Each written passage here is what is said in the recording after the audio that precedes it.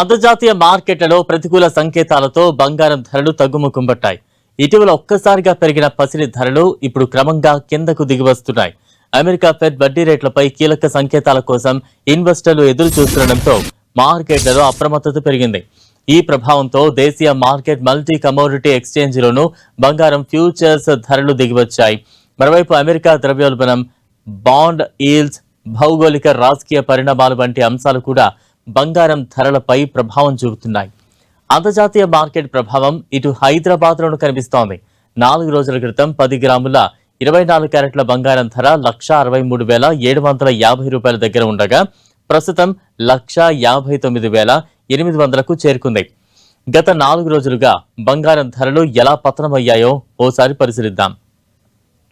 August 25న 10 గ్రాముల 24 క్యారెట్ల బంగారం ధర 1,63,750 రూపాయలు ఉండగా 26ను కూడా అవే రేట్స్ కంటిన్యూ అయ్యాయి.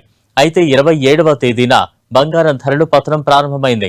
ఒక్కసారిగా 770 రూపాయలు తగ్గి 10 గ్రాముల గోల్డ్ రేట్ 1,62,980కు చేరుకుంది. ఈ క్రమంలోనే ఇవాళ సైతం బంగారం ధరలు భారీగా తగ్గాయి. ఏకంగా 3,160 రూపాయలకు పతనమైంది.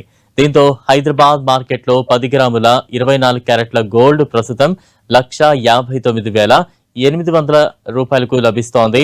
దేశవ్యాప్తంగా రక్షాబంధన్ వేడుకలు జరుగుతున్న వేళ బంగారం ధరలు తగ్గుముఖం పట్టడం పసిడి ప్రియులకు ఆనందాన్ని కలిగిస్తోంది.